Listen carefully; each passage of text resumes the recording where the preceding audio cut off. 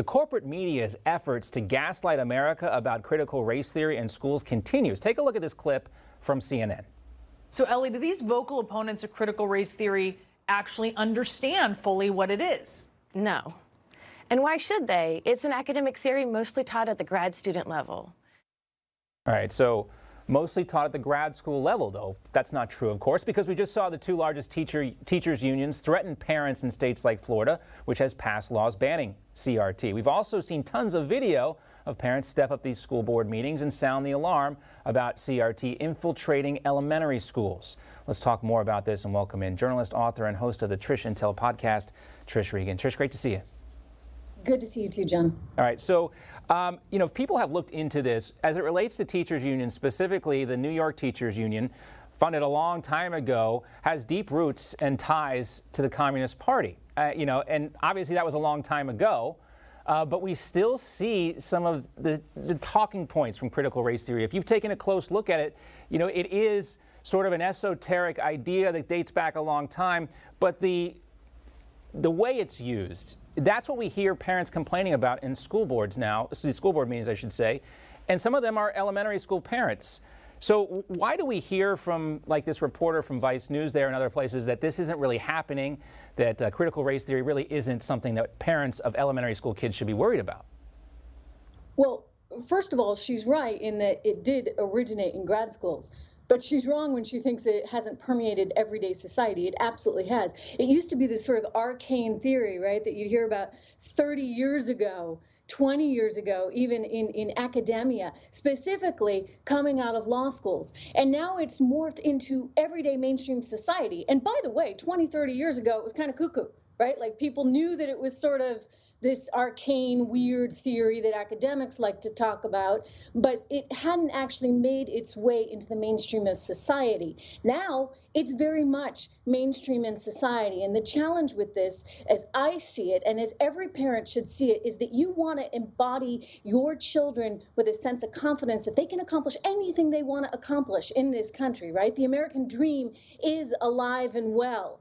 And yet when you tell people that because of the color of their skin, they can't get ahead, that they're being judged differently, well, that's a whole other ballgame. Right. And that's very dangerous, I think, to the psyche of young American school children who want to believe in this country, and they want to believe in themselves, and they want to believe that there's not one single barrier in front of them, John, right, that they can get ahead regardless of their sex, regardless of the color of their skin. As I've often said, the biggest challenge with being born on the south side of Chicago today has nothing to do with prejudice, right, that you may receive regarding the color of your skin, and everything to do with bad leadership coming from the south side of Chicago that puts these kids at a disadvantage. And you know what? The teachers union is in part responsible for this, because they're not looking out for our kids. They're looking out for themselves. Right. And what people saw, with the teachers union is how closely they coordinated with the CDC and the White House when it came to their policy for reopening schools and mask wearing and things like that.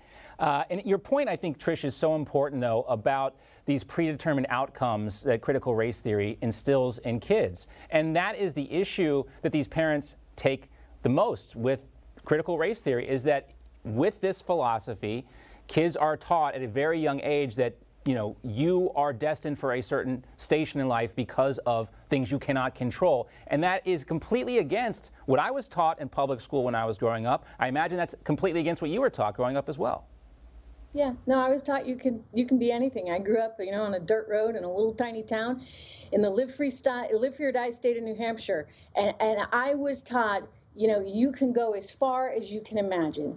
And that's what I want to encourage, right? And including those kids on the south side of Chicago, who, by the way, still haven't gone back to school. You've now got teachers unions, as you mentioned, sort of, threatening that maybe school won't even start. Right. Because they want to insist that every single child be vaccinated first. I mean, there's a lot of stuff going on that's very politically driven, as opposed to driven in the interest of children and the opportunities that they may receive. And by the way, interested in sort of the overall success of this country. I think there's a lot of people right now that don't believe in America.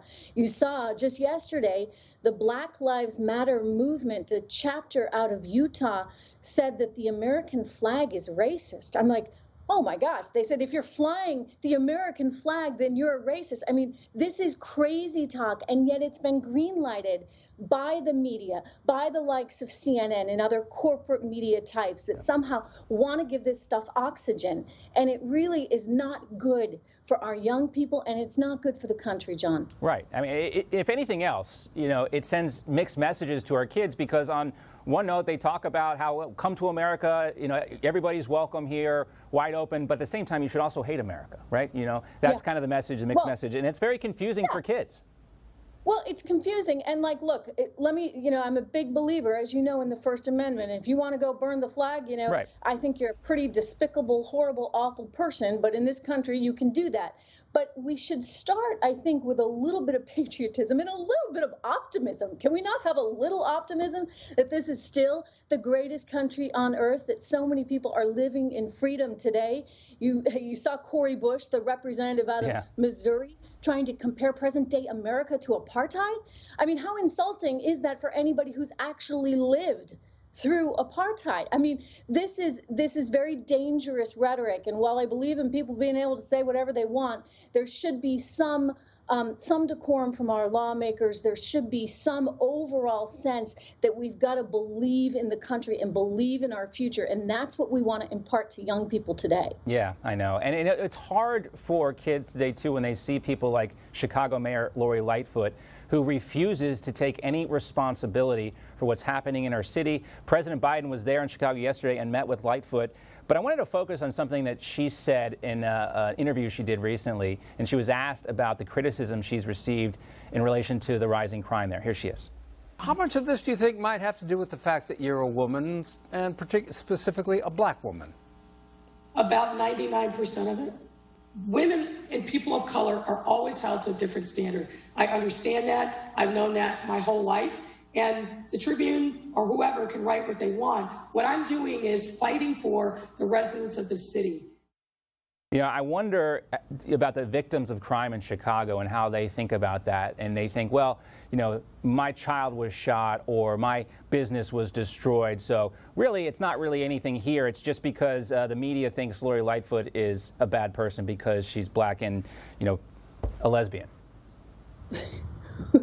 Wait, and by the way, let's back up. Was that actually a white man that she was talking to in the interview? I thought she had a rule, right? She was going to prioritize minorities ahead of white males, just like the defense contractor, right? That came out in their materials that they were, trying to educate their workforce on, and said that white straight men need to step aside for minorities. Look, Lori Lightfoot should be ashamed. She should be positively shamed by the fact that her city has such tremendous crime levels that kids didn't get to go back to school full time this year because she can't stand up enough to the teachers union. And she's, instead of taking some blame, right? This is so typical. It's pass the buck. And let's pass the buck. Oh, let's choose racism and sexism, because that's really easy. And how does anybody come back from that? The reason she can't succeed with Chicago is because of racism and sexism? I don't think so. It calls for, these situations call for good leadership. Right. Strong leadership, not people that are so self-absorbed that when coronavirus hits and you lock down the whole city, you say nobody can get their hair done, but I can, because I'm that important to Chicago. I'm the face of Chicago. I mean, she really is, I'm sorry, John, a joke, and she is a big part of why that city is struggling with so much, and it's such a shame. She really should be ashamed. Yeah, I mean, you ask for help in the public setting, but you can't accept responsibility for why you need help in the first place. Kind of a strange combination of things. Great to see you, Trish, as always. Always enjoy the podcast as well. We'll talk soon. Thank you. All right. Hi, Emma Reckenberg here. If you like this video, there's a whole lot more to see on Newsmax TV. You can watch for free right here on our YouTube live stream and be the first one here each time our experts break down real news. Just hit that subscribe button, ring the bell icon, and stay with us on America's fastest growing cable news channel, Newsmax TV.